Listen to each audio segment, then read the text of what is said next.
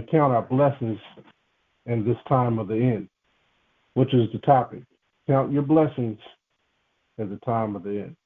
All right? And we all need to do this because we have all been blessed, whether we know it or not, in this captivity. Just coming into the truth is a blessing. I mean, this is like winning the lottery, coming into the truth.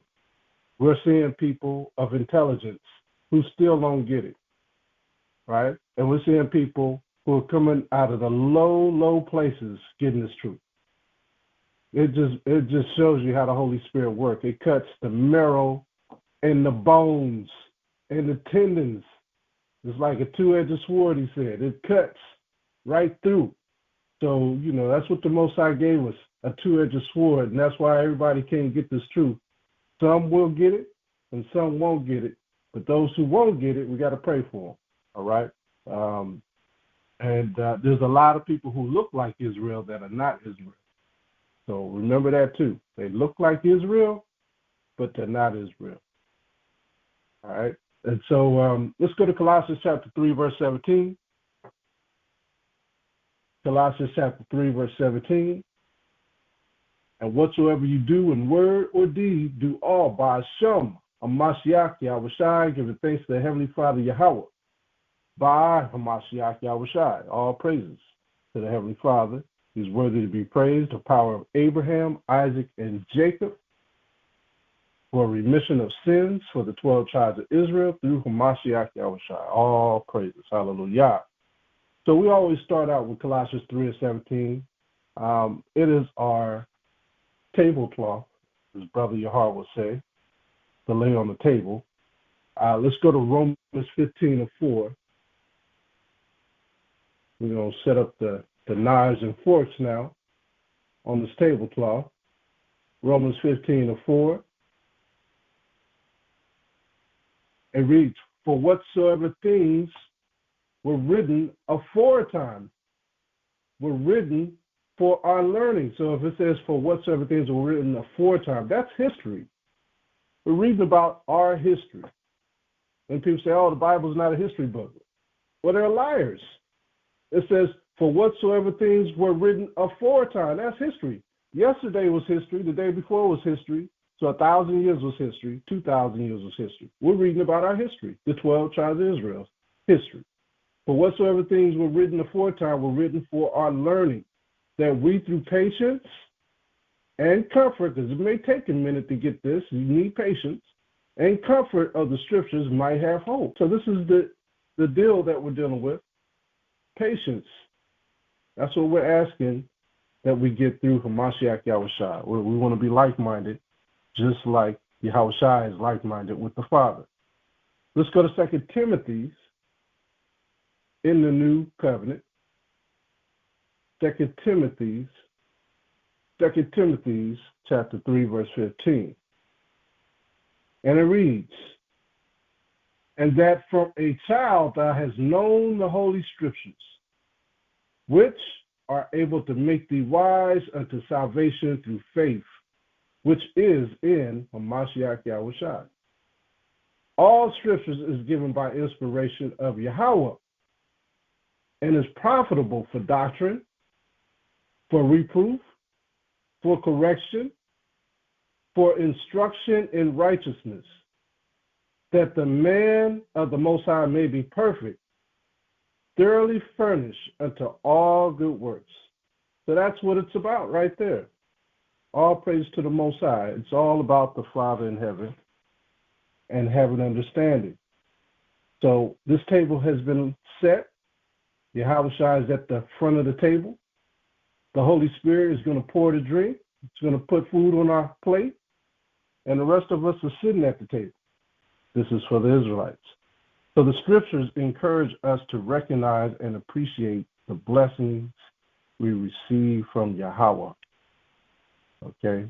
This includes the big things we get in life and the small things we get in life.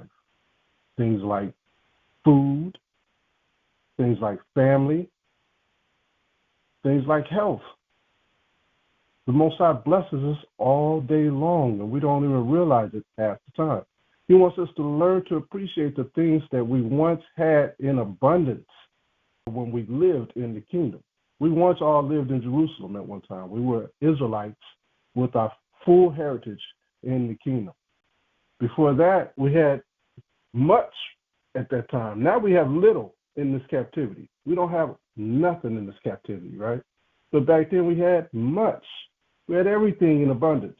That's one of the things he wants us to praise him for while being in captivity, the little things, because we don't have much. At one time, we took advantage of things because we had it in abundance, but he wants us to be like we were in the wilderness. In the wilderness, we didn't have nothing, and he wanted us to give him praise for everything. He was teaching us. But when you review the scriptures, you could tell that we're in the wilderness today because he said that he would scatter us to the four corners of the earth. Let's go to Deuteronomy 28, verse 48. Deuteronomy chapter 28, verse 48. Now, we're in captivity now because we did not take advantage of the praises that we should have gave him. But now, being in captivity, look at who rules over us, and the little things we have, we should be appreciating the things that we get. Deuteronomy 28, 48. Therefore thou shalt serve thine enemies, which the Most High shall send against thee. Now, when we served our enemies, it was back-breaking work, back-breaking labor. We built this whole country, back-breaking labor. Think about that. Think about these immigrants coming from India, coming from Arabia, coming from China, coming from Japan, coming from Ukraine. Did they do back-breaking labor in this country? Did the so-called white man do back-breaking labor in this country? No. He was living like a king in this country. He was eating the finest foods. He was eating our food. You think his wife was in there cooking? His wife wasn't cooking nothing. The slaves were cooking. He was eating that good old African food, that good old Indian food. And he didn't trust the Indians because they're poisonous, but he was eating that good old food that we had when we brought it here. He was having free labor. He often raped our people. He had the luxuries of everything he wanted by the sword. It says, therefore shalt thou serve thine enemies, which the Most High shall send against thee. So we served our enemies. Then it says, in hunger we served our enemies, and in thirst, and in nakedness, in everything. We were walking around stark naked. We couldn't do nothing until he gave us some rags to throw on.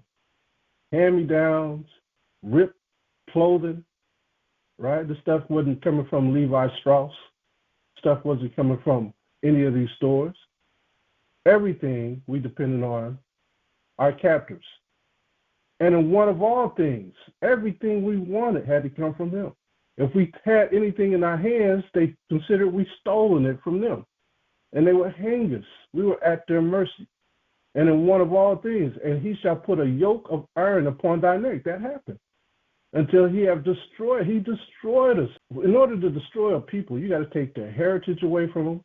You got to take their beliefs away from them. You got to take all their customs. He destroyed us. And the Most High, with that being said, by us being destroyed, the Most High still wants us to give him praise while we're here. Regarding the hunger, regarding water, food, clothing. He still wants us to give him praise. The little things. The Most High shall bring a nation against thee from far, from the end of the earth, as swift as the eagle flieth, a nation whose tongue thou shalt not understand. And we didn't even understand the language because he stole our language and made us speak his language. So all of these things happen because we did not appreciate the abundance of what we had in the kingdom. Let's go to Revelation chapter 12. Revelation chapter 12 and verse 14.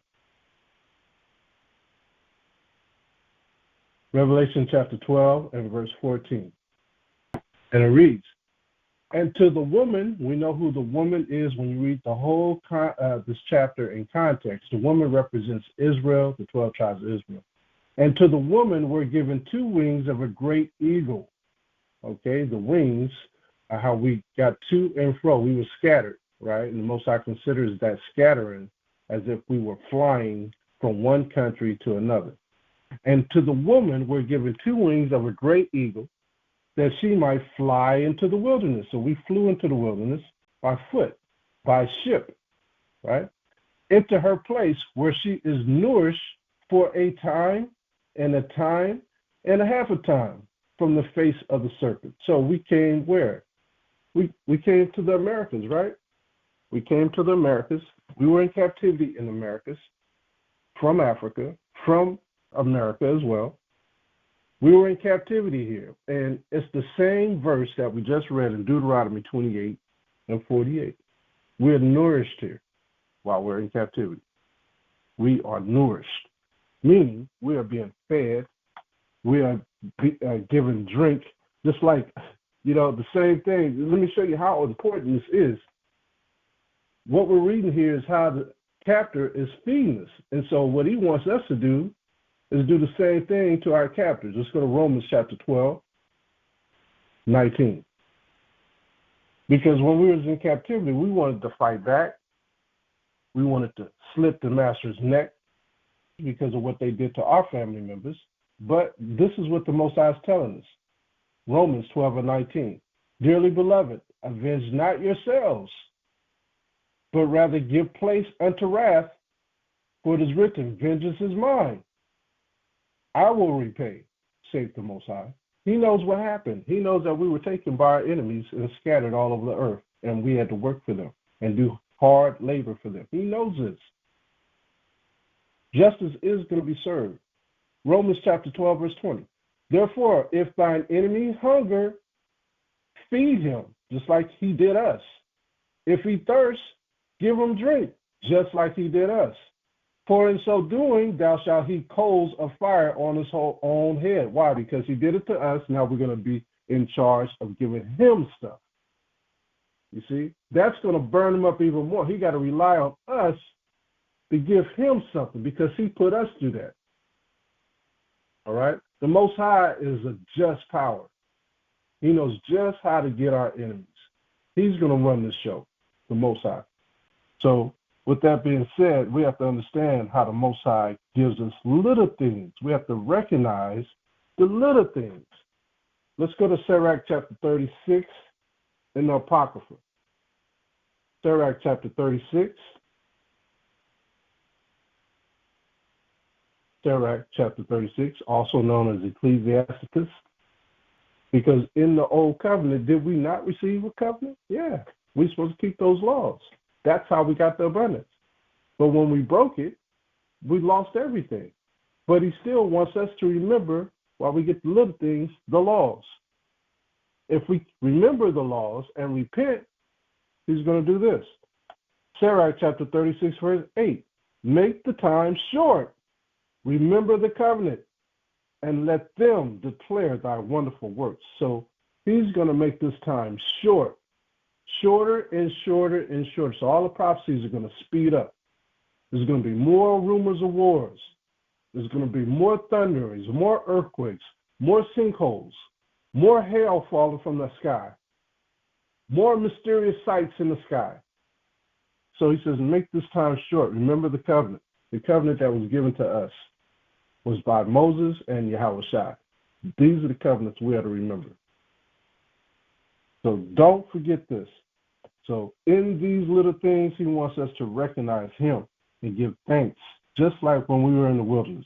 Give praise to him, not the captor. Though it may seem long, it is only for a short time to him. The captor, like he says in Revelation chapter 12, it says, he knoweth that he only has a short time left. Satan, Esau, knows that he only has a short time left. Look at all the things that Trump has done in the last year. 8 bombings in the last year on different countries. Everything is speeding up. No president in history has ever made this many bombings. Everything is speeding up, getting crazier and crazier.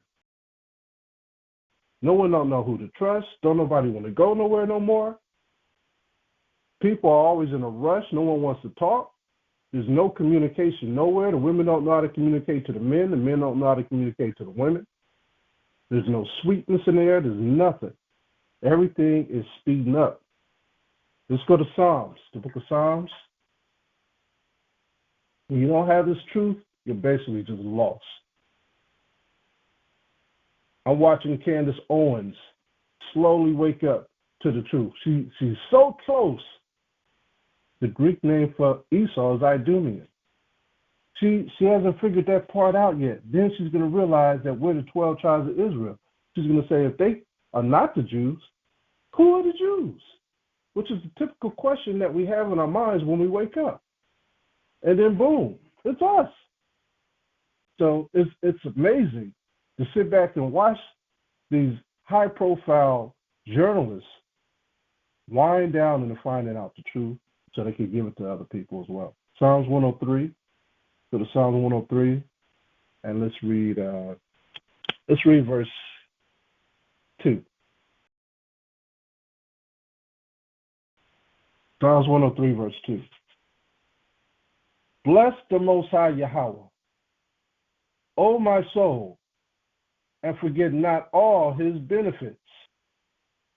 So we are getting benefits from the Father, whether we know it or not. So that's why I say count your blessings, because everything is a benefit. You living day to day, you eating every day, that's a benefit. Who forgiveth all thine iniquities? He sees so many sins that you do that you go out. Remember Moses, when he was in the wilderness with his wife, Zipporah, when he left the mountain and had his first child, that he forgot to circumcise his son upon his birth. And his wife, knowing the law, quickly acted to save her husband's life by shedding that foreskin off her son. You see that? The Most High was ready to strike Moses down and kill him off of one little mistake. So we all make mistakes. If Moses was able to make a mistake like that, we're all able to make these small mistakes without knowing. So that's why we have the luxury of repentance through sincerity. So Psalms 103, verse 3, it says, who forgiveth all thine iniquities. So the Most High forgives all your evils, all your sins that you have done. You see that? More mercies have been given to this generation than the last generation. That's what it says in 2nd Ezra. We got more mercies. Psalms 103, verse 3, who healeth all thy diseases. He also healeth our diseases when we depend upon him. So a lot of us are fighting different things. Some of y'all don't even know. I'm not saying y'all per se, but people who might listen to this on the social media don't even know they got diseases. It's ironic. I've met several people who had like some life-changing sickness who didn't know they had it until something else happened, like something else got in the way for them to understand that they got a sickness. I knew this one brother. He was a coach. He got hit by one of the players on the field. He got tackled by one of the players, and it took out his leg. So he had to go to the hospital. They do an X-ray. Well, they find cancer in him because he had to go to the hospital. He didn't even know it. Because it happened so quickly, he was able to recover, and now he's free of the cancer. But sometimes little bitty things happen, and it's the Most High allowing that to happen. And we don't even give him praise. We don't even thank the Most High for these little bitty things. We have to always give the Most High praise. He works in mysterious ways, and we've heard that saying from our elders all our lives. He works in mysterious ways. That is so true. Psalms 103, verse 4. He redeemeth thy life from destruction, who crowneth thee with loving kindness and tender mercies. See that? Who satisfieth thy mouth with good things, so that thy youth is renewed like the eagles. That's when you get that blessing, when the Most High put the doctor or the physician in your life or herbalist in your life to get you to change and do away with that illness that you had. You may not have known how to get rid of certain symptoms, and then you run into a herbalist and say, hey, take this, and that'll go away. You know, so those are the benefits that we have where we're renewed. The Most High will renew you. It's like a speedy recovery. You know, you heard that term? He had a speedy recovery. Well, that's where it's like an eagle. You ever see an eagle that might hurt his wing? and someone nursed that eagle back together, man, next thing you know, that eagle's flying high as the mountain. So that's what it means, a speedy recovery. You know, the Most High is giving you that strength back like a child. Psalms 103, verse 6. Psalms 103, verse 6. The Most High executeth righteousness and judgment for all that are oppressed. So we're all oppressed, right? We're all in captivity to this day, right? This is considered a strange land, pursuant to Baruch chapter 3. This is strange place. We're waxing old in a strange land. Let's go to 1 Thessalonians chapter 5. 1 Thessalonians. 1 Thessalonians chapter 5 and verse 18.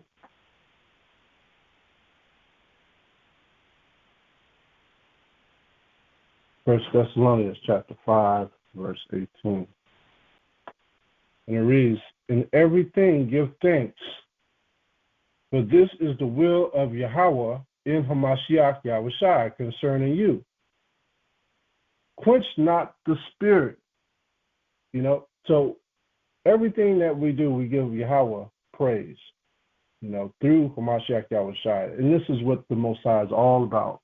That's why he sent the Son, because he knew we would be scattered to the four corners of the earth. So he frequently, over and over, instructs us believers, us Hebrews, us Israelites, to give thanks in all circumstances. This verse tells us that gratitude should be constantly, a constant practice, regardless of the situation. Let's go to Sirach chapter 43. Sirach 43 and verse 30. And it reads, "When you glorify the Most High, exalt him as much as you can, for even yet will he far exceed. And when ye exalt him, pour forth all your strength, and be not weary, for you can never go far enough." So don't think that somebody else is going to dim your light by what you're saying. Keep pushing that truth. And some people, you'll be talking to them, they act like they ain't even listening to you. They won't even turn around and look at you. And what did you say? You know, people do that. Here you are explaining something perfectly, and they won't understand. So don't let that bother you. Keep pushing the truth as far as you can go. Verse 31, "Who have seen him, that he might tell us? And who can magnify him as he is? There are yet hid greater things than these be. For we have seen but a few of his works. For the Most High have made all things, and to the godly hath he given wisdom." Never doubt the Most High. The Most High is greater than all things that you can even think of. Let's take this verse and let's precept it with Sirach. Let's go over 3 chapters. Chapter 38. Sirach chapter 38 and verse 9. And it reads, Sirach 38, verse 9. "My son or daughter, in thy sickness be not negligent." You have to pray as far as you can go. "But pray unto the Most High, and he will make thee whole." So the Most High can make you whole. It's based on your faith. Verse 10, "Leave off from sin and order thine hands aright and cleanse thy heart from all wickedness." That's what it's about. You have to cleanse your heart. How do you cleanse your heart? By keeping the laws. Keeping the laws to the best of your ability. What if you can't keep the laws? What if you're laid up in bed and you can't talk? How do you keep the laws? At that point, you have to do it by faith. If you don't have an advocate, you have to do it by faith, in your belief, in your mind. You can still move your head to side. You can still say no. If they say, "Grab my hand," if you say no, squeeze it once. If you say yes, squeeze it twice. You can still, if you have the strength to do that, then do it. You still are fighting your spirit and trying to do right. You know, the Most High gives you that strength for a reason. You know, some people have to make peace with the Most High on their deathbed. How do you think they're going to do it? He still gives them signals where they could do certain things. Stick out your tongue if you hear me. Blink if you can hear me. Do you want to do this? Blink twice. If you don't want to do this, blink once. So he still gives you strength. Don't think that just because you laid up, you can't do nothing. Most High is incredible. Some people have come back all the way back to life in full strength based on those little bitty signals. And people will try to count you out. Don't let people count you out. So by that, we have to count our blessings and shift our perspective towards a more positive outlook every day. That's what we have to do. When we focus on what we have, rather than on something that we lack, we come from the spirit of thankfulness. That's what it's all about. Let's go to James chapter 1. James chapter 1 and verse 17. Every good gift and every perfect gift is from above, and cometh down from the Father of lights, with whom is no variableness, neither shadow of turning. I say that again, neither shadow of turning.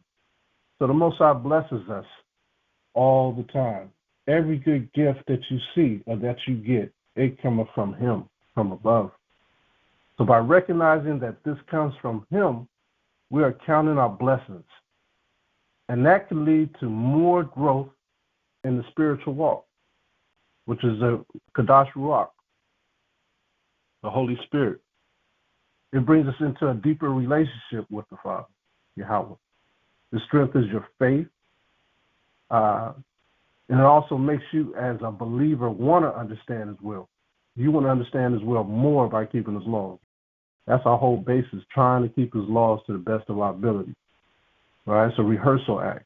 For example, with me, I know with me, despite by keeping the dietary laws, despite the ceremonial laws, despite the moral laws, and all the other ones, when it comes to my makeup, I'm just going to share this with y'all. I know that I'm trying to chisel myself every day. I use no lotions on my body, and that came through practice. I don't use any lotions because of my research. A lot of times lotions have animal fats, and I just said, I don't want to deal with that at all, so I just got rid of the lotions. I use oils. I use shea butter. That's my go-to. I've been doing that for over 20 years, oils and shea butter. I don't use any deodorants with aluminum, and I just started doing that like 8 months ago. Change your diet, because when you change your diet, you don't perspire as fast because of the different types of foods. Some foods are terrible for your insides, so it has to come out. So by changing your diet, maybe like a vegan diet or even just eating certain meats. Well, we already eat certain meats following Leviticus 11, but just shaving off the meats, don't eat meat as much, maybe every other day. That prevents your body from perspiring so quickly. So I know, because basically what happens when you use deodorants with aluminum, they block your pores and they lock everything in so it can't get out. You want things to come out of your pores. That's necessary, right, for your body to breathe. I use toothpaste with no fluoride. I use only soaps made by hand. I know Sister Leah, she makes soaps. That's Brother Yahar's cousin. If anybody want to get with Brother Yahar or me, I want to get a hold of Sister Leah, let us know, because she makes soaps, natural herbal soaps. But, I've chiseled everything about my walk to be in line with the Father's will. Not, like I said, not to mention the dietary law, not to mention the Sabbaths, etc. But this is what you have to do. You have to chisel your body. You have to prepare yourselves. You want to walk the righteous walk. Sometimes that stuff messes with your spirit. The things that you use, the things that you put on, messes with your spirit. Certain foods that you eat. He already told you don't eat pork because it makes you unholy. That messes with your spirit. It affects even your decision-making skills. Let's go to Psalms chapter 119. Psalms 119, verse 1. I'm going to read through 8. The book of Psalms, chapter 119 and verse 1, it reads, Aleph, which is the first letter of the Hebrew alphabet. Blessed are the undefiled in the way who walk in the law of Yahweh. Blessed are they that keep his testimonies and that seek him with the whole heart. They also do no iniquity. They walk in his ways. Thou hast commanded us to keep thy precepts diligently. Oh, that my ways were directed to keep thy statutes. Then shall I not be ashamed when I have respect unto all thy commandments. I will praise thee with uprightness of heart, when I shall have learned thy righteous judgments. That's something we should be learning every day. I will keep thy statutes. Oh, forsake me not utterly. So this is a form of chiseling yourself by keeping his law, statutes, and commandments. So go to verse 97, same chapter, verse 97.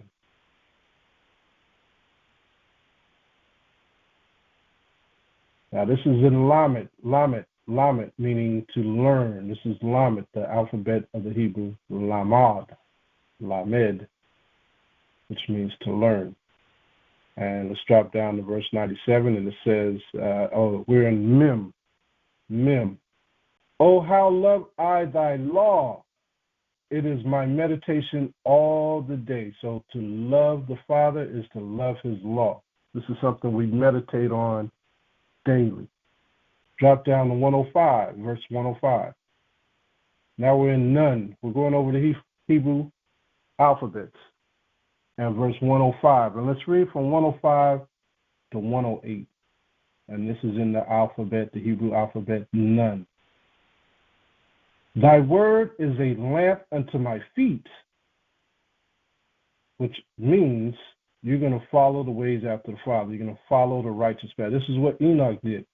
When it says that Enoch walked with the Father, that means his feet followed his words. Thy word is a lamp unto my feet and a light unto my path. I have sworn, and I will perform it, that I will keep thy righteous judgments. I am afflicted very much. Quicken me, O power, according unto thy word. Accept, I beseech thee, the freewill offerings of my mouth. Whenever you pray, that is a freewill offering. All right? Especially when you putting a whole lot of thank you, praise. When you send in those type of prayers, that is a freewill offering.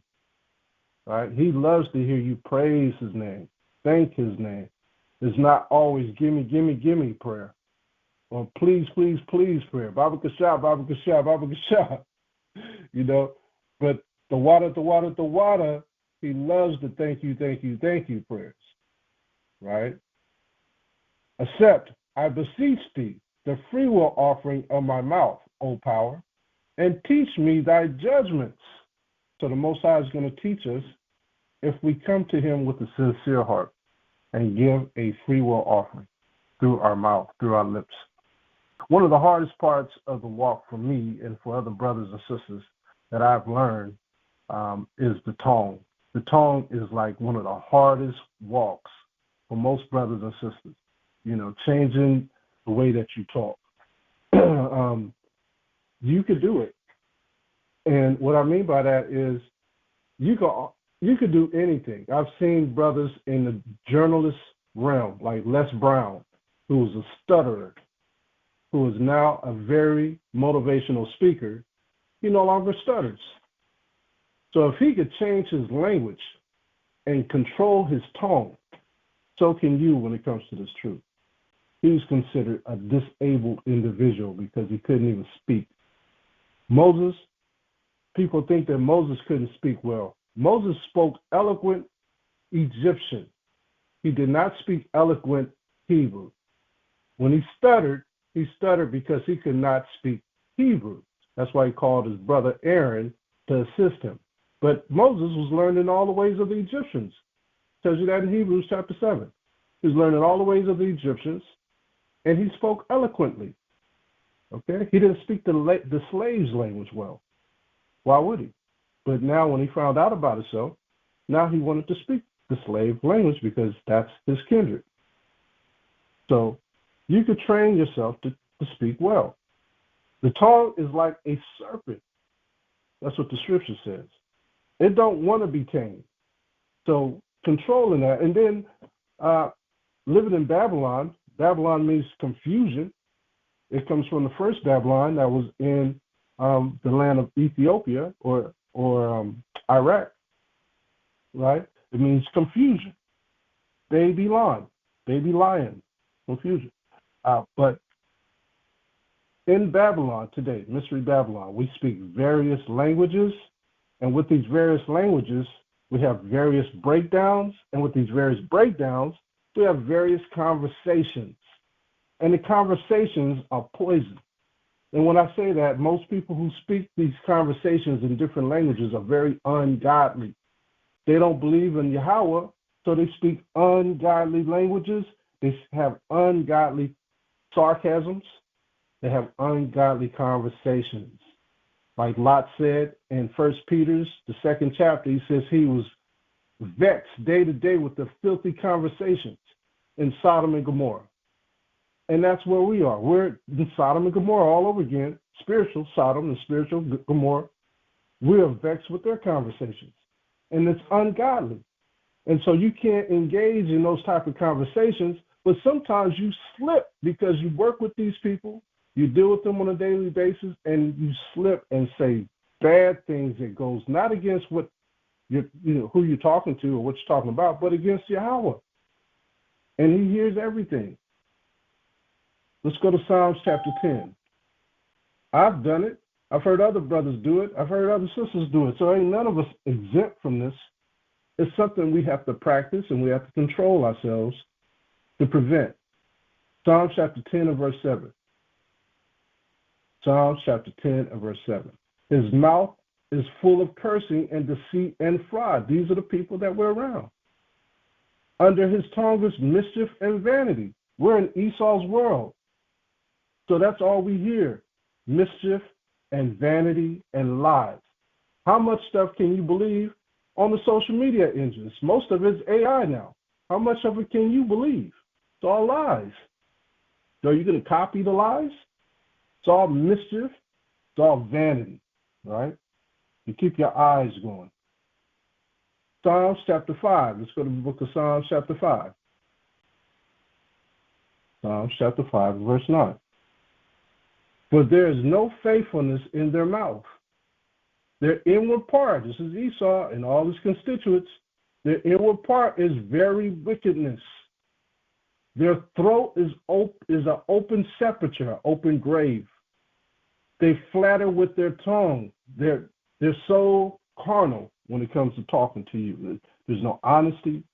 Either when they're talking to you, they're trying to get something out of you. It's never genuine. So we have to be mindful that they want to tempt you when you speak. They want to tempt you into saying something that's not the way of the Father in every way. But it's not impossible for you to change. Remember what Job said when dealing with the heathen in Job chapter 27. Let's go to Job 27. Remember what he said. The book of Job. Job already knew that the wicked was going to speak evil.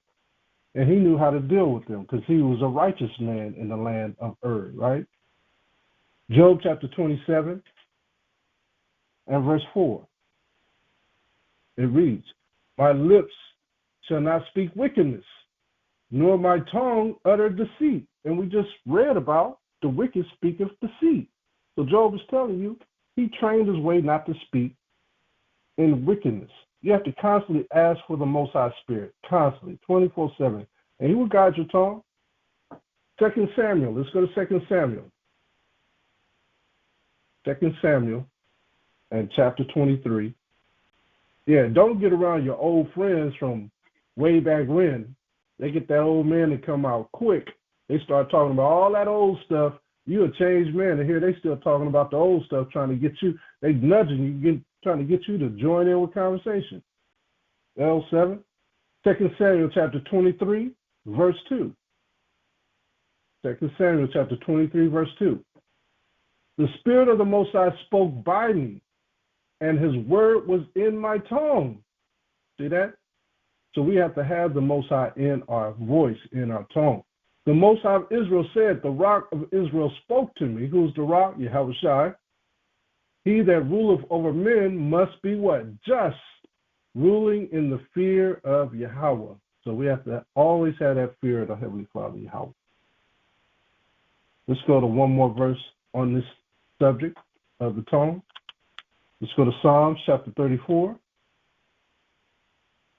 This is a really tough area to chisel when following the Most High. That tongue, man, it's like a whip, like a untamed snake. Psalms 34, verse 13. Psalms 34, verse 13. Keep thy tongue from evil and thy lips from speaking guile. Remember, he said that when we get into the kingdom, we will speak no guile. The children of Israel speak no guile. Remember, it talked about that with Yahawashi. It says, and there was no guile found in him in the book of John, Gospel of John, chapter 1. There was no guile found in him. He also said that about the disciple Nathaniel. Yahawashi said, an Israelite indeed. Someone who had no, let me find that real quick. So there, Gospel of John. Having no guile, having no wickedness, no evil in you, that is an awesome thing, man, to be a genuine person like that. Yeah, he did say that. Let's start at 45. Gospel of John, chapter 1, verse 45. Philip findeth Nathanael, and saith unto him, we have found him. Who's the him? Yahawashi, of whom Moses in the law and the prophets did write, Yahawashi of Nazareth, the son of Joseph. And Nathanael said unto him, can there any good thing come out of Nazareth? Philip saith unto him, come and see. Yahawashi saw Nathanael coming to him, and saith of him, behold, an Israelite indeed, in whom is no guile. See that? This is how we have to be. If Nathanael could do it, we could do it. See that? That Israelite indeed. And Yahawashi said that. All praises. So this is the daily task with all those who are employed with all the other nations. When we work with these other people, we are constantly tempted. And we have to speak of righteousness to the best of our ability. Right? Don't be afraid of them. Let's go to Ezekiel chapter 3. I'm just speaking on things that we encounter day to day because this is what we do. We deal with this type of stuff every day, right? Every day. You go out and about, go to the grocery store, you deal with it. You go to the gas station, you deal with it. Someone's always engaging you in conversation, whether you want to be bothered or not. You're always going to be engaged in conversation. So you got to always be in the spirit.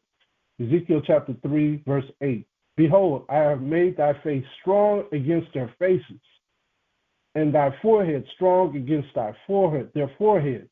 So that our forehead must be stronger than their foreheads at all times. They're used to being that way, being carnal. But our foreheads, meaning our minds, have to be stronger than their minds. Verse 9. As an adamant, remember the Flintstones? Well, that Flintstone, Barney and Fred Flintstone worked at a rock mine, and that rock mine was an adamant type of rock mine. It was hard, right? So the Most High wants our head hard as an adamant, harder than flint. There it is right there. It tells you right there, flint. Flint is hard. That's hard stone. Have I made thy forehead? Fear them not, neither be dismayed at their looks. Don't be afraid the way they look at you. You know, black folks especially, they look at you evil. Neither be dismayed at their looks, though they be a rebellious house, talking about Israel, but all other nations are learning Israel's ways and copying. Let's go to Psalms chapter 37, like this one, Psalms 37 and 30. If I throw another precept out there and I don't go to it, but I quote the verse, just write it next to the precept verse, because that's the Spirit moving, bringing everything to our knowledge, right? Psalms 37 and verse 30. Psalms 37 and verse 30. The mouth of the righteous speaketh wisdom. The mouth of the righteous speaketh wisdom, and his tongue talketh of judgment. What does that mean? What does that mean, his tongue talketh of judgment? I give you a real easy one. When you go out to eat, and the chef is cooking back there, and the waiter says, "Hey, are you ready to order?" And then you say, "Yeah." You give him what you want, your option, and then you tell him, "Hey, is there any pork in there?" So he says, "Yes." Well, right there, that's a form of judgment towards that waiter. They are banking on tips, so they're going to try to please you to the utmost. So you're already judging this man. If he don't respond to what you just told him, make sure there ain't no pork in it, you know he ain't getting no tip. And he might even get a write-up on Yelp. So every time we talk, is judgment, man. Everything we do for other people is judgment. Whether you know it or not, you're a child of light. You're a child of Yahweh. And we walk this way. So just know it is not impossible to follow the ways of the Most High. And he will meet you. He will always meet all your needs. Okay? All you have to be is faithful in keeping his laws, and he will do the rest. Let's go to Philippians, the book of Philippians. Philippians chapter 4 and verse 19. But my power shall supply all your needs according to his riches in the glory by HAMASHAYACH Yahawashi. So if we are faithful, we have nothing to worry about. So when the end happens, which is the end of Esau's world, we're going to be safe, right? It's Esau's world. This ain't Jacob's world. We're going to be safe, though. All we got to do is follow the protocol. We got to stay prayed up. We got to stay in these laws, statutes, and commandments. How do we know that it's Esau's world? Let's go to 2 Ezra 6 and 9. Let's just touch on that, and you may know where this verse is already, but let's just touch on it for class sake. 2 Ezra chapter 6 and 9. We are living in Esau's world. If anybody didn't know that, that's the world we're living in. It reads, "For Esau is the end of the world." What's the world? Society. In this society, the so-called white man rules the world. The so-called white man rules the world in this society. All over the world, the society of Esau is ruling the world. It says, "For Esau is the end of the world, and Jacob is the beginning of it that follow him." So Jacob is coming after Esau's world. It's going to be a much better world, and that's Yahawashi's world, because Yahawashi is of Jacob. He's from the tribe of Judah. When that happens, it's over. All right? Everything goes back to normal. Let's go to the book of Malachi, the last book in the Old Covenant before getting to the Apocrypha. Malachi chapter 1.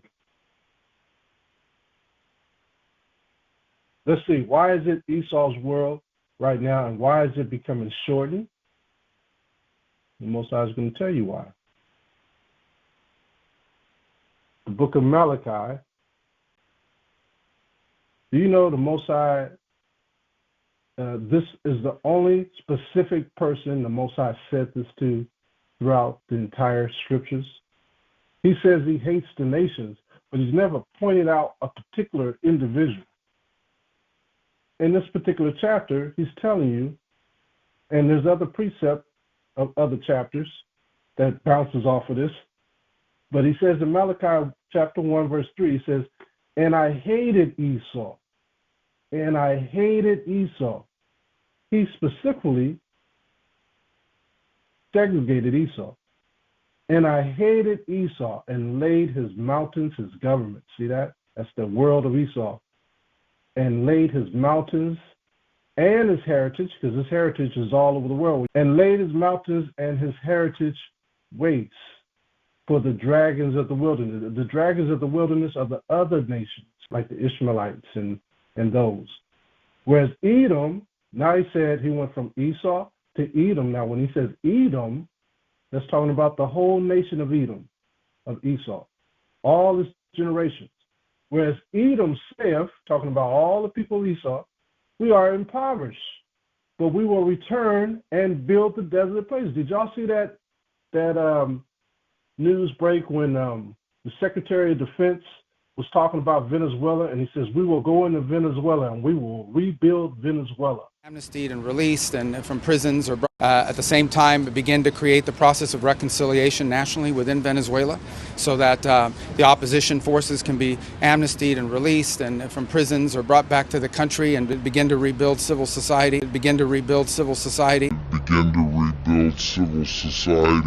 And then the third phase, of course, will be one of transition. Every time they destroy something, they say that we will go in Palestine and we will rebuild Palestine.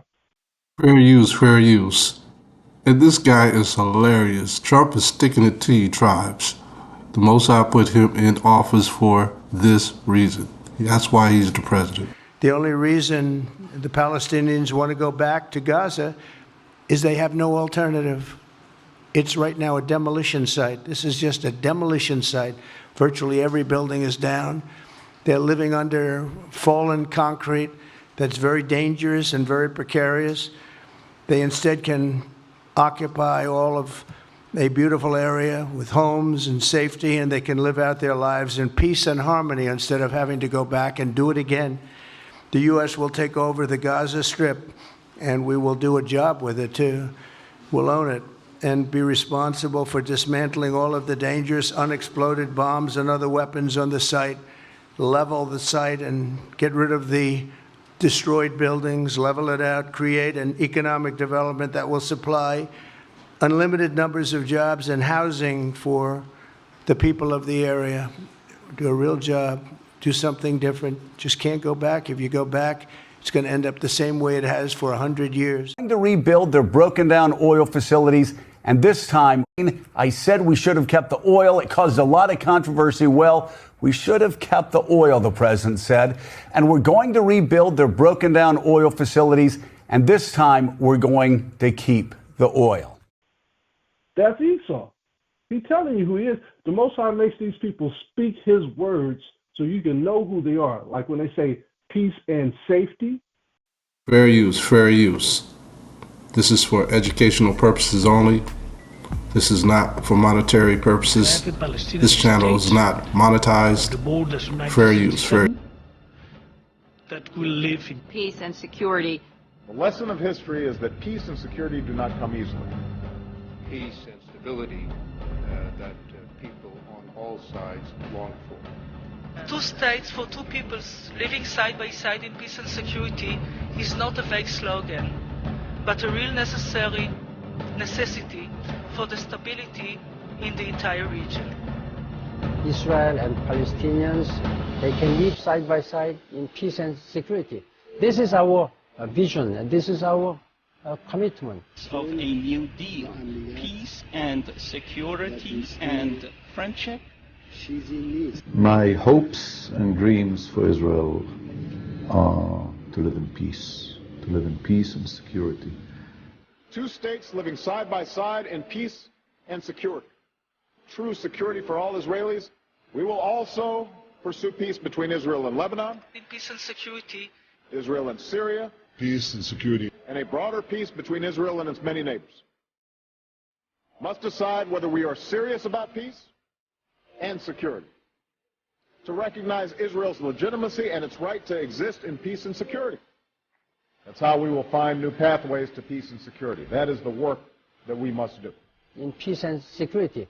Peace and security and coexistence. America and Israel is blessed to have the friendship of the greatest power on earth, of the greatest power on earth, of the greatest power on earth, of the greatest power on earth, the United States of America. May God bless America. May God bless Israel, and may God bless us all with security, prosperity, and peace. Thank you. Then utter destruction, that's in Thessalonians. They don't say peace and safety, but they're so close, they're uttering the words of the Most High. They say peace and security, peace and security. We need peace and security. Well, that's Esau. He's telling you who he is. Most High is speaking through Esau, letting you know that Esau is the devil. Whereas Edom saith, we are impoverished, but we will return and build the desolate places. Thus saith the Most High of hosts, they shall build, look at what the Most High says, but I will throw down. and they shall call them the border of wickedness. So everywhere Esau is, his border is considered wickedness.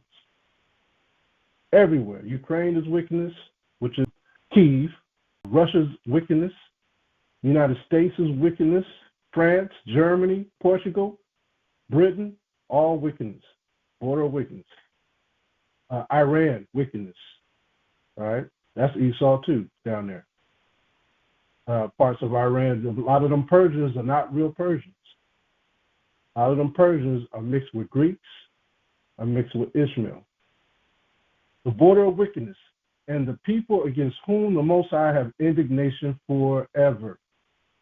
And your eyes shall see, and ye shall say, the Most High will be magnified from the border of Israel. See that? So the Most High is saying that he's going to destroy Esau. It's going to be the end of the world, the end of his society. Jacob is the holy nation. Esau is not a holy nation, but Jacob is the holy nation. He never calls any other nation holy but Jacob. So Esau is not a holy nation. He can never be holy. Let's go to Exodus chapter 19 and verse 6. Exodus 19 and 6. And it reads, and ye shall be unto me a kingdom of priests and a holy nation. Who's this? Jacob. These are the words which thou shalt speak unto the children of Israel. So Jacob is a holy nation. Esau is not a holy nation. So who you think the Most High riding with? He said, Jacob have I loved, and Esau have I hated. This is who the Most High rolling with. The rest are rolling with Satan. Anytime they speak, it's about lies, deceit, vanity. 1 Peter 1 and 15. 1 Peter 1 and 15. Check this out. 1 Peter 1 and 15. But as he which hath called you is holy, so be ye holy in all manner of conversation. So now you know who he's calling holy and who he's saying change your conversation. He's talking about the 12 tribes of Israel. Your conversation should be holier than every other nation. Your head should be harder than everybody else's head. It says, because it is written, be ye holy, for I am holy. So we have to be like our Father. The children of Israel are holy. But no other nation is holy but us. So who does he consider holy? The 12 tribes of Israel. Esau can never be holy. Esau is 666. This is a book by the Roman Empire, The Empire of the Edomite by William Beeston. This is a notable author. He's in most historians or religious historians' libraries. This was recorded in London by George Cox, 18th King Street, Covent Gardens in 1853. Now, let's listen to what he's said about the Edomite or Roman kingdom. And this is on page 9. It reads, unspeakable. Then must our astonishment be when we perceive that this grand secret was certainly discovered and disclosed more than 1,200 years ago, and the true answer to the question whence came the Romans may have been returned and even registered in writing before the birth of Christ, that the response proceeded neither from Greek nor Roman, but from the despised Jew, that it has been preserved to us in the Jewish Targums, that it exists amidst the fables and impieties, the absurdities and the blasphemies of the Jewish Talmud, because it is blasphemous, and that it may be comprehended in these 20 words. The Romans came from Esau, who is Edom. When Candace Owens realizes this, oh boy, I think she would be a good voice to bring this out to more people. The Romans came from Esau, who is Edom. And Italy is the Idumea, Rome, the Basra of the Hebrew prophets. Basra is the capital. Basra is all over the world. As long as the Edomites are there, they're there. It's kind of like with Israel. Wherever Israel is, there's Zion. Zion is there. Look at what it says here. The descendants of Esau, say the Jewish rabbins. So the Romans, the Italians, are the descendants of Esau. The sworn enemies of the descendants of Jacob, even to the end of the world, where at first a small nation inhabiting Mount Seir and adjacent countries contiguous to the land of Canaan. They were easily confined with their own limits. It says London, 1816, an Island Modern Judaism. I have that book as well, so good to see those references. It says, so long as the Israelites enjoyed a great and formidable empire in Canaan. But after that, the powerful republic of the 12 tribes had been destroyed by the Assyrians and Babylonians. They wonderfully increased in numbers and in strength, extended their dominion in the west, subjugated Italy, where's the west, beginning from Britain on over to the Americas, founded Rome and the Roman Empire, and at length entirely overturned the Jewish state, the Second Temple being destroyed by Titus Vespasian, who's a Roman. This is how a lot of you Negroes ended up in West Africa, because you are the Jews. You are the true Jews. And professing the religion of Jesus Christ, which they were the first of all nations to embrace. They hold Jacob in captivity till Hamashiach ben Dawad shall appear. The rabbins further assert that the prophecies of the prophets against Esau, Edom, and the cities of Edom have as yet received but a partial accomplishment, and that they will obtain their fulfillment in the punishment and destruction of Rome Christian. So that Christianity is a pagan Christianity, which came from the Roman Christians. They designate the eternal city impious Rome. They denominate her empire the impious kingdom, or kingdom of impiety, and they believe that the Son of David will not come until the impious kingdom shall have been extended over what? Over the entire world. All right, let's go here. How do we know who Esau is? Let's listen to more. This is page 132. It reads here, where we start here, the 10. It says, the 10-horned beast of Daniel, being then identical with the 10-horned and 7-headed beast of the Apocalypse. Remember that 7-headed beast? And each of them representing the Roman Empire in some stage of its existence.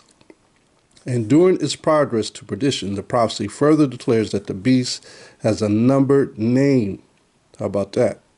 A name which, using its component letters as numerals, so he's giving you a hint, may be measured or exhibited by letters amounting in the sum to 666. 666. Here's wisdom. Let him that hath understanding count the number of the name of the beast. For it is the number of the name of a man. How many people know this? Who is the man? Most Christian entities or churches or congregations don't even know who this man is. They think it's just a regular man. And his number, the number of his name, is 666.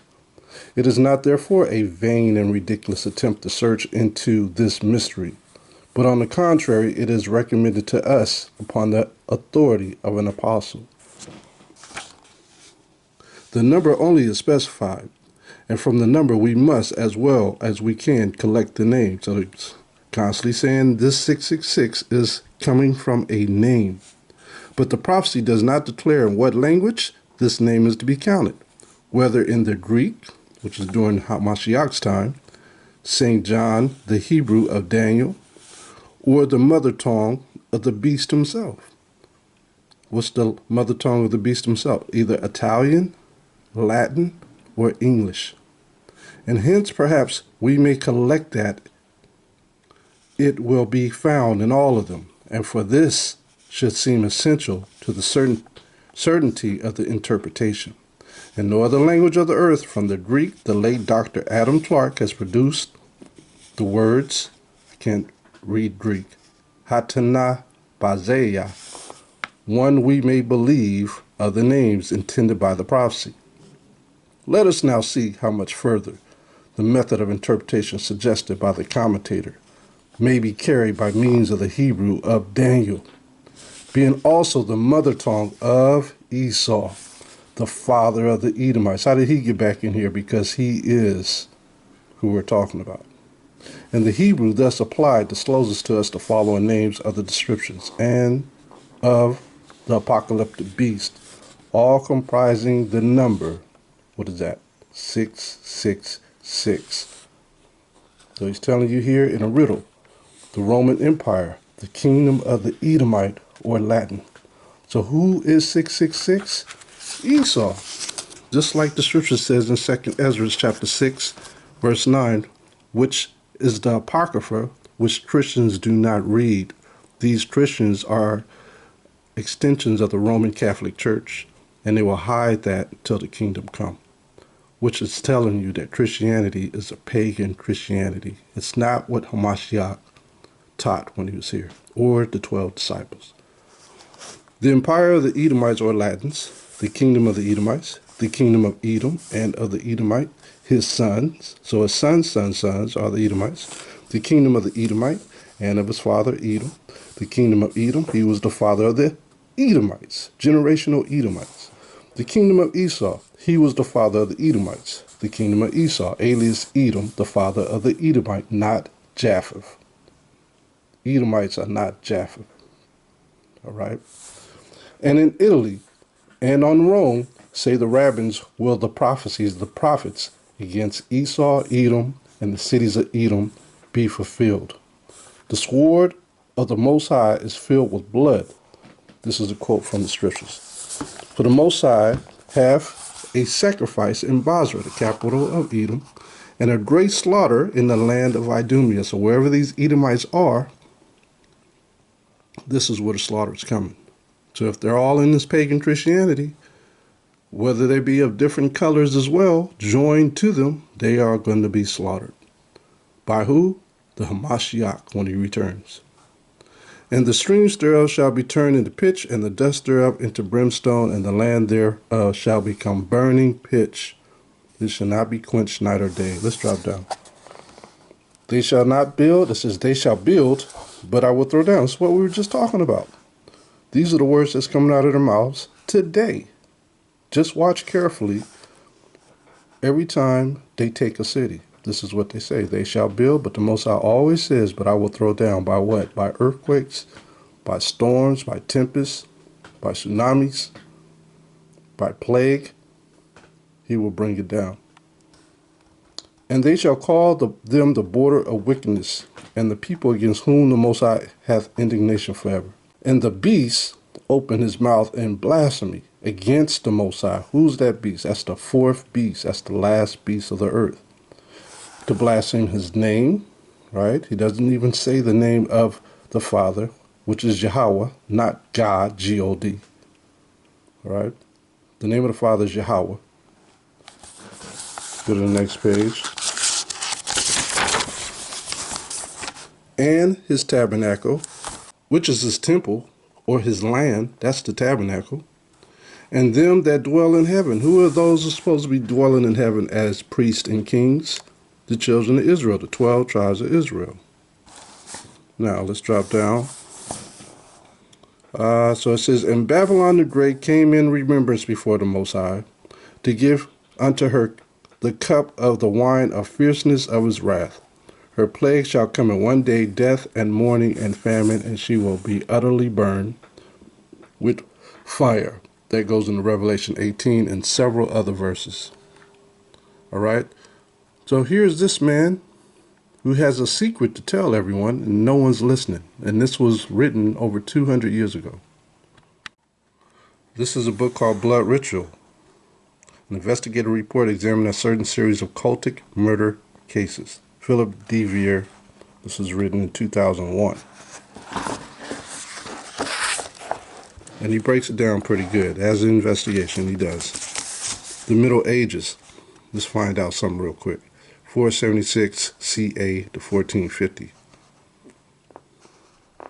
This is by Saladin. Hold always the sign of blood and horror. Take care not to shed or slain thyself with it, for the mark is never washed away. Saladin conquered Jerusalem and defender of Islam against the Crusaders. So this is during the time of Richard Lionheart and Salahuddin. Richard Lionheart was a true fighter of the Crusades from the Roman Catholic Church. Okay? Bring in Christianity, which Jerusalem was not about Christianity. It was about the 12 tribes of Israel and the laws of the Most High and His will. It reads here, we date the medieval era from the fall of the Roman Empire to the dawning of the Renaissance. Christianity was the unifying force, the unbroken center of life, culture, and society. This was the age of crusades where thousands rushed to the Holy Land for reasons ranging from the most purely spiritual to those who saw this as an excuse to murder, rape, pillage, loot, and burn. Hatred of the Jews. So they had hatred of the real Jews who were there, who'd never left, who'd never fled in 70 AD. They stayed there and continued to make a way. Just like in Gaza when they got bombed, people just kept coming back. They had nowhere else to go. They kept coming back. That's how we were. Some of us did not go into West Africa. Some of us did not go into India. Some of us did not go into captivity. So a very few of us stayed and continued to make a life in Jerusalem, in a destroyed Jerusalem. So when the Crusades took place, there was hatred of the Jews that were there. Hatred of the Jews was as intense as their rancor toward the Islamic enemies. When the First Crusade invaded Palestine and eventually captured Jerusalem, one of their first acts was to gather the remaining Jews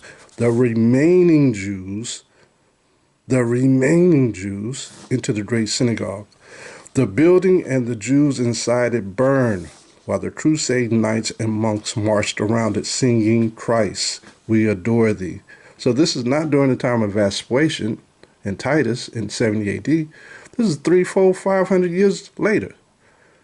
Well, it says here, 476 CA to 1450. So all of this was going on at that time. All right? Neither were the Jews safe back in Europe, because some of us were in Europe because of captivity. As the Crusaders prepared to leave for the Near East, why? They reasoned, don't we fight the enemies of Christ right here at home? Pogroms and massacres of the Jews were common preliminary events to warm up for the Crusades ahead. Peter the Hermit, a mad monk and fanatical crusade organizer, was particularly venomous towards the Jews. We were black Jews dwelling in that land at that time. Now, from that particular time, a lot of Jews became Arabs, but there was a lot of Arabs who also were converting to being Jews, right? So let's drop down to 740. Let's skip 300 years after that. 740 AD. It says, by this time in history, Judaism had already absorbed the Khazars. See that? Who are the Khazars? Europeans who are in the Islamic religion. A Turkic tribe, see that Turkic? That converted to Judaism around 740 AD. So these are the Khazars. These are those in Europe. When we were fleeing into the mountains, and these people were taking us in, and then they learned our customs and became us. Some contemporary historians argue that much of what became known as Eastern European Jewry was quite heavily influenced by Khazarian culture, which included peculiar rites of human sacrifice, while our ritual murder cult operated in and around settlements of Jews all over the world. The heaviest concentration of cases was in Central and Eastern Europe, home of the Hasidim and the Khazars. While not the subject of our report, the Khazar influence on modern Judaism is undeniable. So these Khazars were Idumeans, who we just read about in the Roman Empire, the empire of the Edomite. They were Idumeans, Edomites. All right, this is on page 80. This is 200 years later after 740 AD. Now you're going to see a whole revamp of converts. This is in the year 965. Defeat of Khazaria by the Russian Dukedom of Kiev. And we know where Kiev is in Ukraine. That's where the war is going on right now. This is the capital of Ukraine, Kiev. This was the beginning of the decline and end of the Khazar state and culture. Soon to attach itself to Eastern European Jewry. It was a mass conversion. After this date, the number of Ashkenazians greatly increased due to this absorption, beginning the migration of the 13th tribe to the west. This is where the book comes from, the 13th tribe. See that? So this is a mass conversion when the real Jews were dying out, being killed, and being persecuted wherever they went, which were Negro Jews. All right. Okay, this is page 2 of the Jewish Encyclopedia. This book was written way back. Let me find out the date on this. Okay, this was published in 2018, but this is a much older book. And I believe this book was published way before that because this is a reprint. But this is a Jewish encyclopedia. As you can see, the very first word there is Khazars. And I'll read this paragraph. It says, a people of Turkic origin whose life and history are interwoven with the very beginnings of the history of the Jews of Russia. So over in Kiev, they're fighting against who? Russia. These are the same people, Khazarians. The kingdom of the Khazars was firmly established, and I know this is an older book because they don't use C's anymore for Khazars, they use K's. Right, so this is very old published. That says, was firmly established in most of South Russia long before the foundation of Russia, of the Russian monarchy by the Varangians. Jews have lived on the shores of the Black and Caspian Seas, that's in Europe, since the first centuries of the Common Era.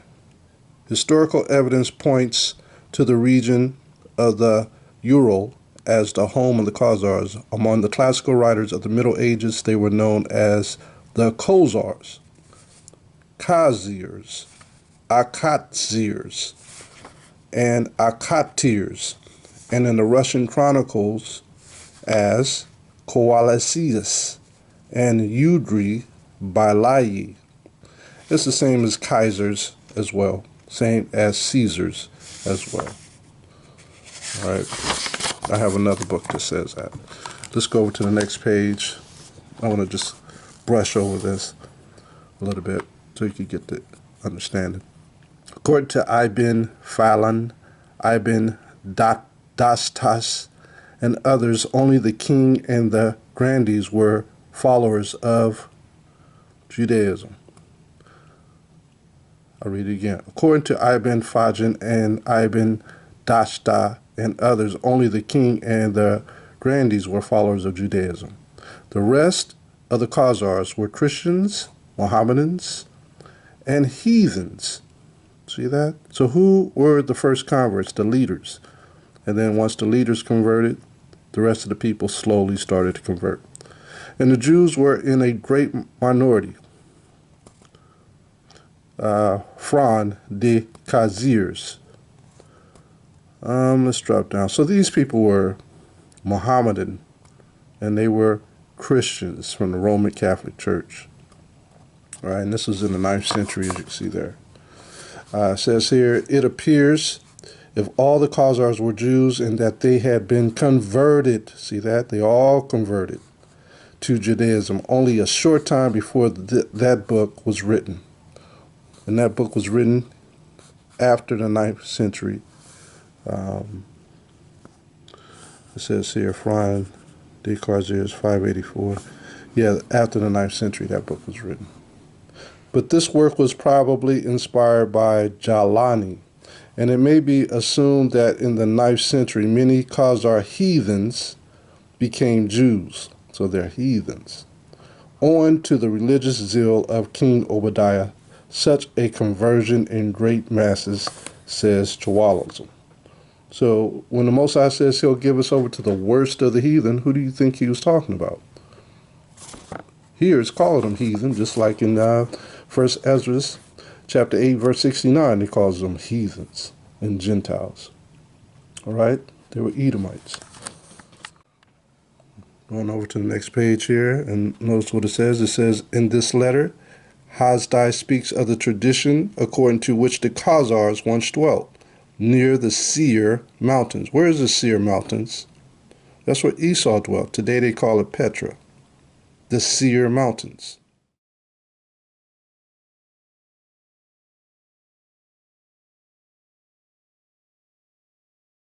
This is page 5. How do we know that the black Jews taught these Khazars?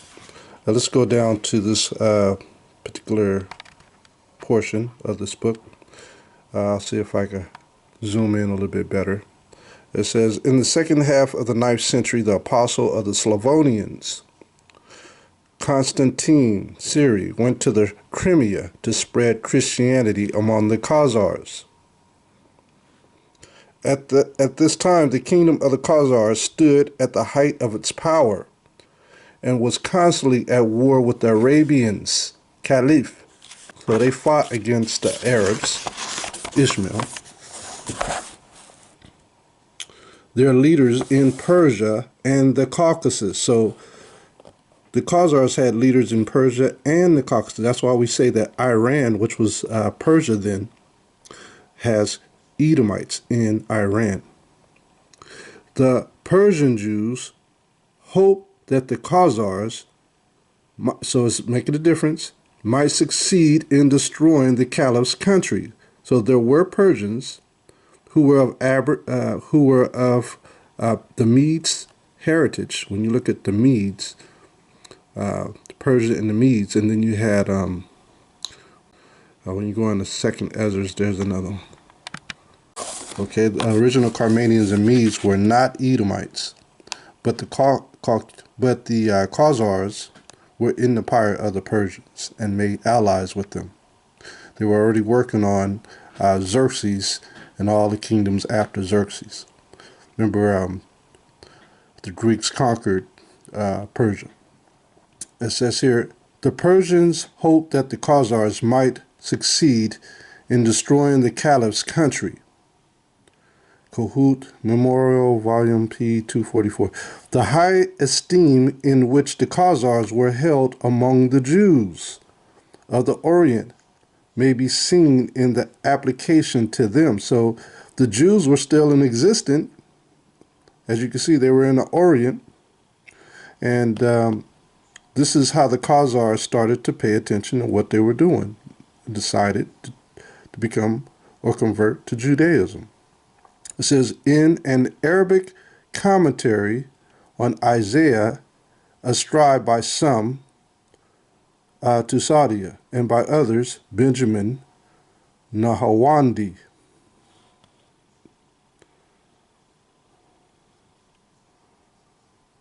This says the commentary, it says, the Lord have loved them. This, says the commentary, refers to the Khazars who will go and destroy Babylonia, a name used to designate the country of the Arabs.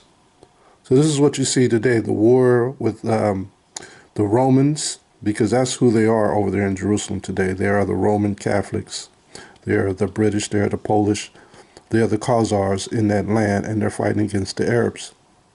The Khagans of the Khazars, in their turn, took great interest in and protected their co-religious, the Jews. So it's telling you right there that we were different from the Khazars. The original Jews were different from the Khazarian Empire. We were the true Jews of Negroid and Indigenous Indian descent. I'm going to read this book. It's called The Philadelphia of Trumpet, Voice of Truth, the legacy of Herbert W. Armstrong. I prescribe to this magazine. I get it once a month. And some of the stuff is good. But look at this. Make Europe great again. They got Trump holding the earth, along with the European leader reaching his hand out. All right. So let me read this. It says, Donald Trump wants to promote European greatness according to his national security strategy published December 4, 2025. This deeply angered European leaders. I'll skip the sentence. Former Swedish Prime Minister Carl Bildt said it sounded like something out of some bizarre minds of the Kremlin. Norbert Röttgen, a former foreign policy expert for Germany's ruling Christian Democratic Union, declared for the first time since the end of the Second War, the U.S. no longer stands with Europeans. German Chancellor Friedrich Merz agreed, saying that some of this tragedy is unacceptable for us from a European point of view. As a result, we in Europe, and therefore also in Germany, must become much more independent of the United States in security policy. This is prophecy coming to pass. It's easy to understand why European leaders feel insulted. Europe's leaders are weak. President Trump told Politico after releasing this tragedy, they're destroying their countries, most European nations, they're decaying. So Trump is talking a whole lot of stuff. President Trump replied, I think they're weak. Wow. Sounds like Trump. President Trump's strategy will lead to the continent revival as the Holy Roman Empire, the Herbert W. Armstrong warned of decades ago. End of European civilization is the topic of this. We'll just skip right down to where I highlighted it. The assessment is that Europe is actively attacking America, turning against American values, and rapidly declining. What is America's response? Take Greenland, basically. Persuade Europe to rearm.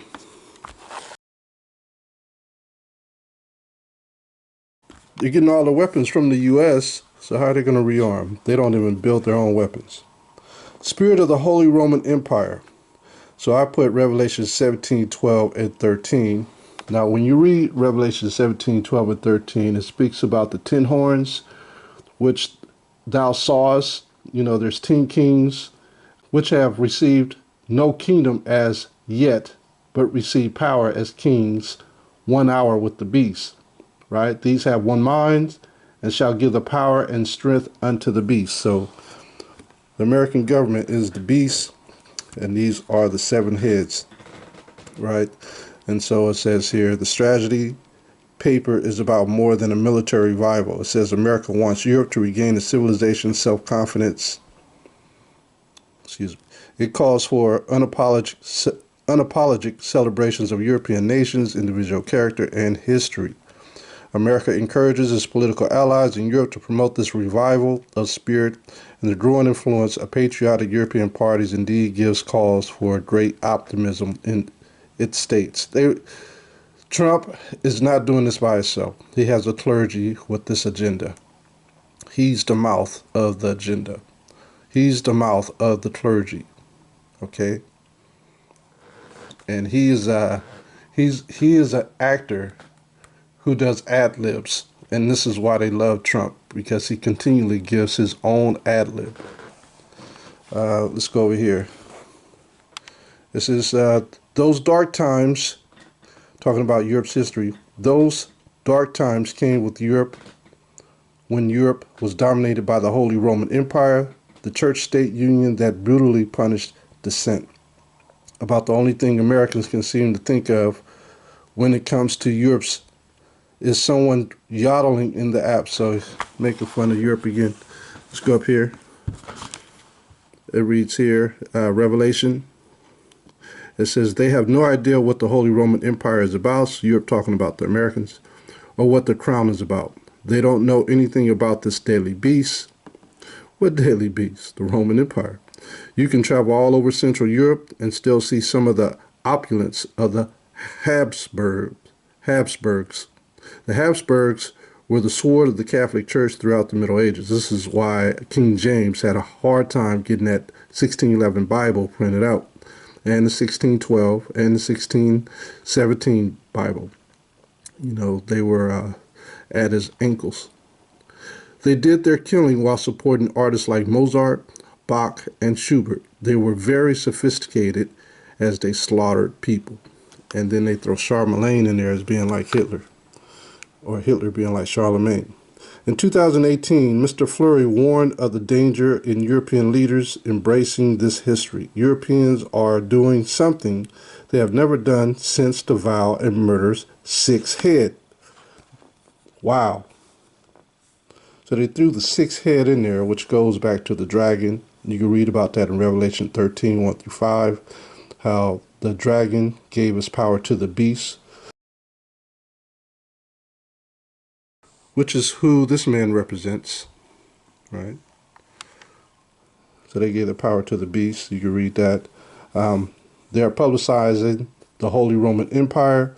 If you read Revelation 17 and 9 and 10, it talks about the 7 heads.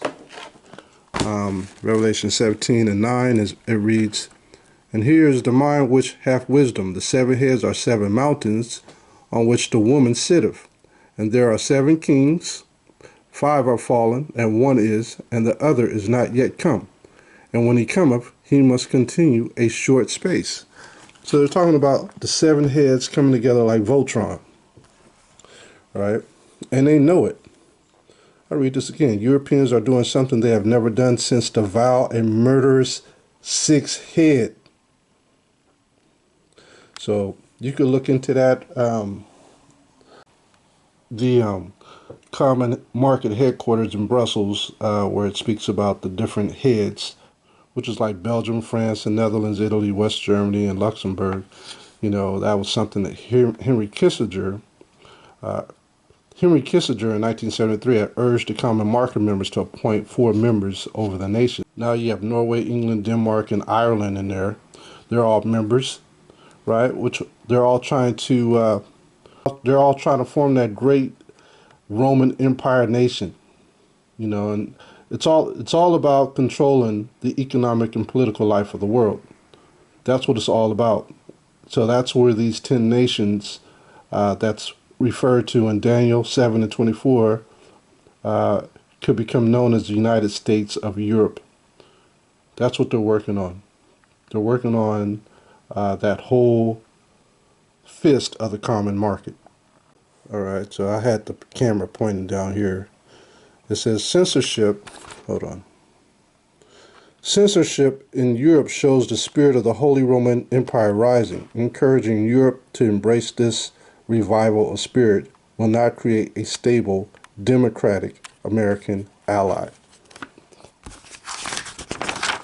And I highlighted quite a bit. I just want to get through this so you can see it. Lovers forever. Check this out. President Trump is doing more than just encouraging Europe to revive this history. He is almost forcing it to. So he's trying to usher in the coming of Christ, right? He's trying to rush it in. Europe has 2 choices, explained geopolitical futures founder George Friedman. It can remain as it is, a continent of small nations with long histories of animosity, or it can form a federation under a single government with a single military, with the nations becoming to a great extent self-governing provinces. If Europe wants to survive in this new world, it must unite. It does. If it does, Friedman said, it will rival the United States. That's what the United States is. That's what Trump is banking on. He wants them to rival the United States. President Trump is promoting a movement that fundamentally hates America, to give America latitude to retreat and leave this new European power to dominate the world. The fifth Bible prophecy. Now it says here, prophesied warning. Herbert W. Armstrong. By the way, his books are banned in the U.S. You probably could get them on Amazon because Amazon is a monster. You could get anything on that. Herbert W. Armstrong, guided by Bible prophecy, sounded the warning about this Holy Roman Empire for decades. In March 1950, he wrote that 10 powerful European nations will combine their forces. In August 1978, he warned the Europeans are far more disturbed about their safety and relying on United States military power to protect them than Americans realize. Europeans want their own united military power. Why? Because they depend on the U.S. as the police power of the world. They know that a political union of Europe would produce a third major world power as strong as either the United States or the USSR, possibly stronger.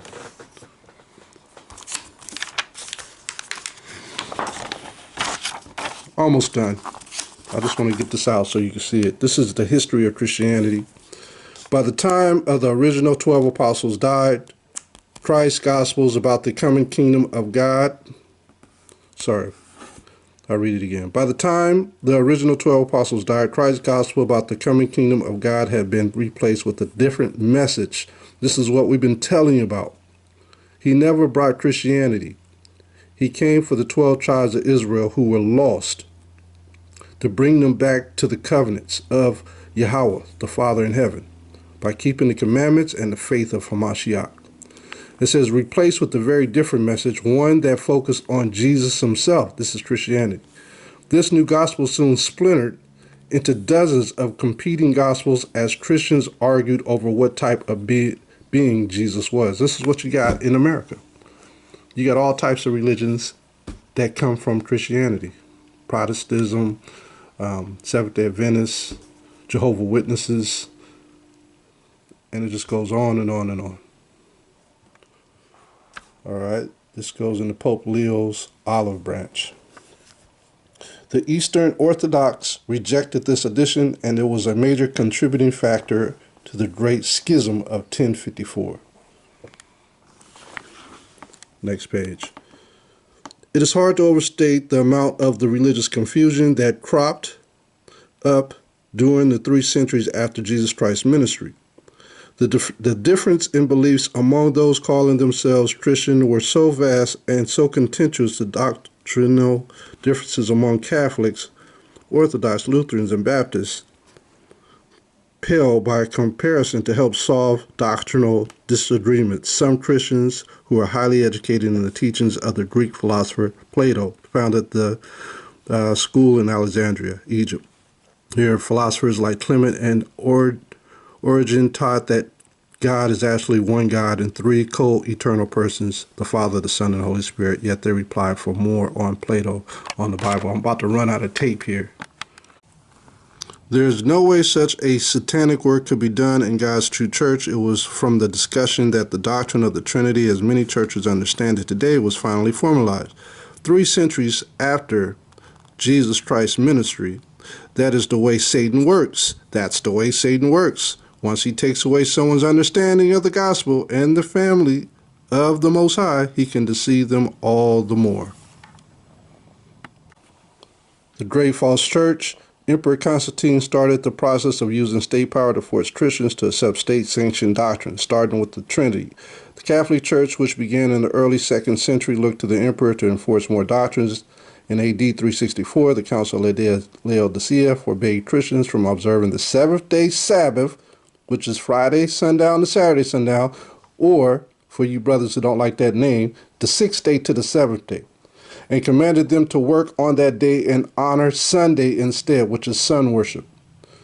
So who started these false doctrines? Constantine, and before that, you had guys like Plato, who was a black man who started these false doctrines. All right? I'm hoping I can get this before I run out of tape. This is called the Beast Power. I'll start down here. I'll scan over it. It says, continue in verse 7, and the angel said unto the wherefore didst thou marvel? I will tell thee the mystery of the woman and the beast that carrieth her, which hath the 7 heads and 10 horns. God revealed to Mr. Armstrong through these verses in Revelation 17 and other scriptures that a great political beast is rising in Europe that will be joined by the great European religious beast in an unholy alliance to conquer the world. Religion is going to emotionally stir the Europeans. And then a megalomaniac will come on the scene to stir up the people as only someone like Hitler could. Talking about you know who. All right. But this is regarding the beast power. And this book is called Germany and the Holy Roman Empire. Hopefully I got all this on tape so I can show you. It reads here in this other magazine, Jesus himself specifically prophesied not only of false religions, but false Christians, false Christ, and false churches. Read the Gospels and you will realize that whatever churches ally with the state to enforce their religious doctrine and increase their power are not God's one true church. Jesus prophesied that his true church will not be a powerful influence on the government, but will be persecuted just before his return. Boom. Esau is the hated nation. Ishmael is also a hated nation under the realm of Esau. Let's go to Psalms 83 and verse 6. Remember, he's beneath Esau, Ishmael. Psalms 83. Who is Ishmael? Those people over there in Saudi Arabia. Ishmael. And by the way, they're pulling out their monies from the United States too, after what happened in Venezuela. Because they said if they bombed them and took the president from Venezuela who had oil, I guess we're next. So they're slowly pulling money out too. Psalms 83, verse 6. I'll start at 5. Psalms 83 and 5. But they are consulted together with one consent. They are confederate against thee. The tabernacles of Edom, they are confederate, they hate us. And the Israelites, see, Israelites are number 2. Of Moab, the Chinese, and the Hagarenes. Who are the Hagarenes? The Hagarenes, think about Abraham's concubine. Her name was Hagar. That's the Hagarenes. They are another offshoot of Ishmael. Parts of Moab too. So Moab, this is who we're dealing with today. We're dealing with Esau. We're dealing with Ishmael. We're dealing with the Chinese. To this day, right now, that's where the war is stemming up right now. All the stuff going on. Let me pull up some more on Ishmael. Let's go to the book of Baruch in your Apocrypha. Check this out. Book of Baruch. And let's go to chapter 3. Baruch chapter 3, verse 20. Baruch chapter 3, verse 20.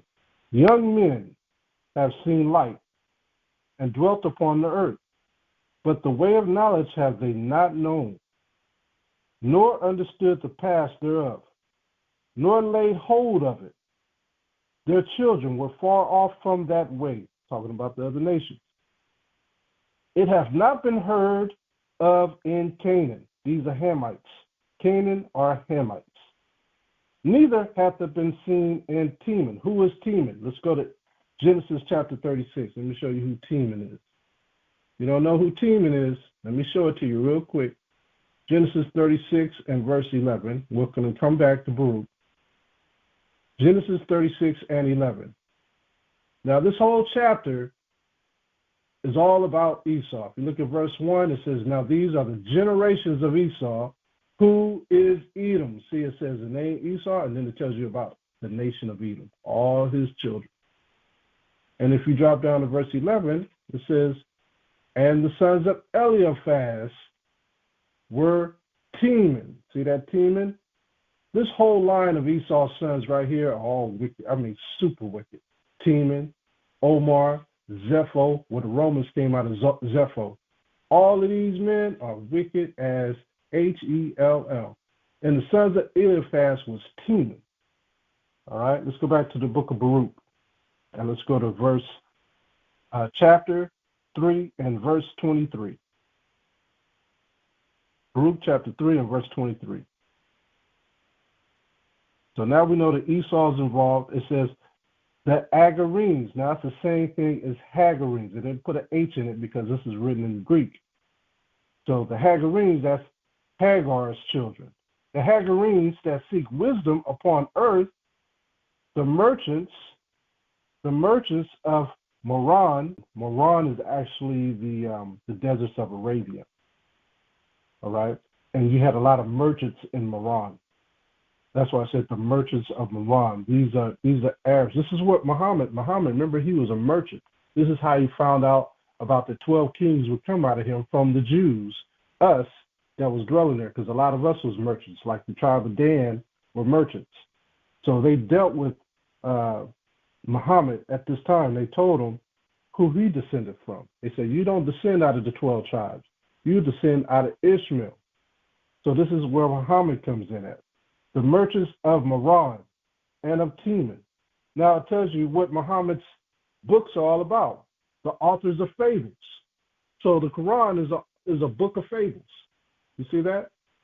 So all the Ishmaelites, they got their Quran and all this, everyone, authors of fables. That's why that whole book stinks. And searchers out of understanding. So they used the only book of understanding is the Bible, right? The Torah.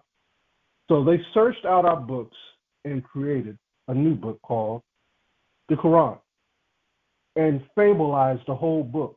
If you go through the Quran, it says that we went so off that the Most High changed his mind about us and gave them a book and chose them as the chosen people, which is a fable. They don't say that nowhere in the scriptures he was going to do that. We still have our laws, statutes, commandments. So that's why he calls them the authors of fables. None of these have known the way of wisdom or remember her paths. O Israel, how great is the house of Yahweh. The house of Yahweh is Jacob. And how large is the place of his possessions. We're going to take that land too, where Esau and Ishmael is. We're going to take that land. And Moab. We're going to take all that land. So now you understand that these men are all wicked. So all these men are fighting right now as we speak. Esau, Ishmael, Moab, against the tribe of Asher. Who's the tribe of Asher? Venezuela. They're trying to fight Asher over what? Over oil. Let's go to Deuteronomy chapter 33. Deuteronomy 33, and that whole chapter, just like we just saw, Genesis 36 talks about all Esau. Deuteronomy 33 talks about the prophecies of the 12 tribes of Israel in this day. All right? Deuteronomy chapter 33, verse 24. Deuteronomy 33 and 24. And it reads, and of Asher, which is Colombia and Venezuela, and of Asher, he said, let Asher be blessed with children. They all have children. That's their blessing. That's the little blessing they got, their children.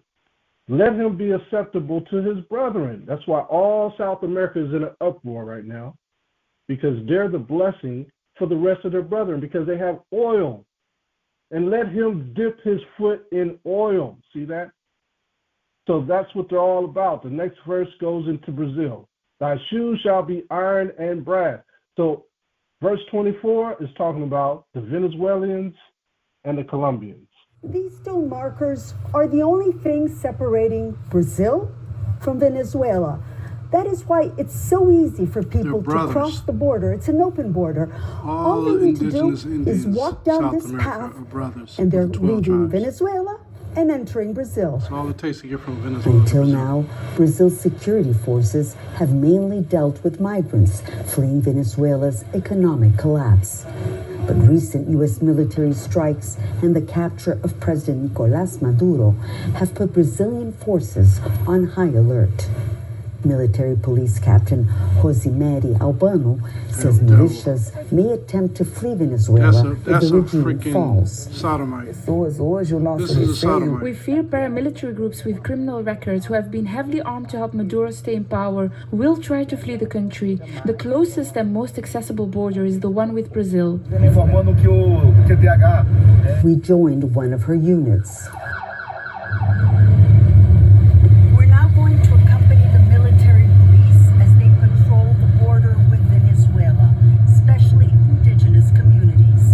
There are 3 tribes on both sides of the border.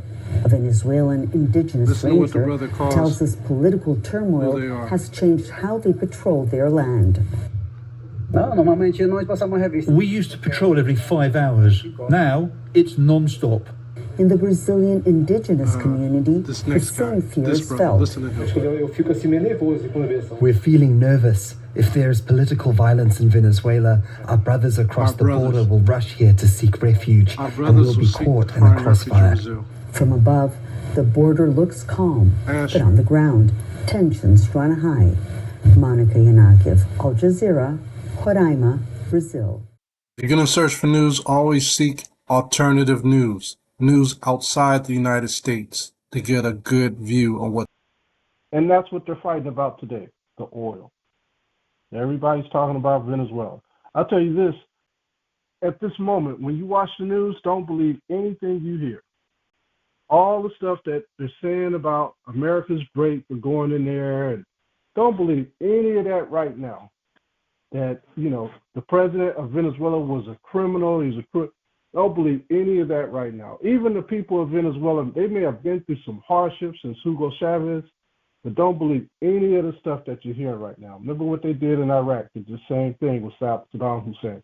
But just sit back and just watch TV Watch what you can until you see the missiles fly, right? At this point, they're lying to us. So just watch until the aftermath jumps off. That's all you got to do. When you see China and all these other countries get involved, trust me, they got more information than we have. And if those presidents are declaring things against the United States, they got more information than we do. So just sit back and relax and make sure you pray it up. We're almost done. We're going to touch on two more verses and 2 more chapters. Let's go to 2nd Ezra, because I want to talk about this place called America and this judgment that's coming on it. 2nd Ezra and chapter 11. 2nd Ezra and chapter 11. Yeah, don't get caught up in all this news, because they're going to lie to the end. They're trying to get that oil, and they're going to try to say that what they're doing is the best thing for all of South America. You know, and they're making all kinds of accusations and false treaties at the same time. 2nd Ezra chapter 11, verse 37. Now this is about Mystery Babylon. This is who they are. 2nd Ezra chapter 11, verse 37. The Most High prophesied this 2,000 years ago. And here we are reading about what's going on now. And I beheld, and lo, as it were a roaring lion chased out of the wood. And I saw that he sent out a man's voice unto the eagle, and said, Hear thou, I will talk with you, and the highest shall say unto you, Art not thou it that remaineth of the 4 beasts, whom I made to reign in my world, because this is the Most High's world, that the end of their times might come through them? Most High set the 4th beast up to do what it's doing. And the 4th came and overcame all the beasts that were past. You can read about in the book of Daniel, chapter 7, the other 3 beasts, right? Which was who? It was Babylon, Persians and the Medes, the Greeks, and now we're in the 4th beast, which is Mystery Babylon. And it had power over the world with great fearfulness. Don't they have power over the world with great fearfulness today? And over the whole compass of the earth with much wicked oppression. Isn't that going on today? And so long time dwelt he upon the earth with deceit. There's that word deceit again, lies. For the earth hast thou not judged with truth. For thou hast afflicted the meek. Who is the meek? Yasharallah, 12 tribes of Israel. Thou hast hurt the peaceable. Thou hast loved liars. They are in cahoots with other liars that are in Europe. And destroyed the dwellings of them that brought forth fruit. And hast cast down the walls of such as did thee no harm. They took over all these little islands, all these countries, in what they call the 3rd world countries. Therefore is thy wrongful dealings come up unto the highest, and thy pride unto the mighty. The highest also hath looked upon the proud times, and behold, they are ended, and his abominations are fulfilled. This is what we're going into the end times with. We're right there where the abominations are going to be fulfilled. And therefore appear no more, thou eagle, nor thy horrible wings, nor thy wicked feathers, nor thy malicious heads, nor thy hurtful claws, nor all thy vain bodies, all vanity, that all the earth may be refreshed and may return, being delivered from thy violence, and that she may hope for the judgment and mercy of him that made her. So he's saying this country is going to, right now, it's pumping up its abominations because it wants a sacrifice. The system of Esau wants a sacrifice. It's hoping in mercy that the Most High destroys it.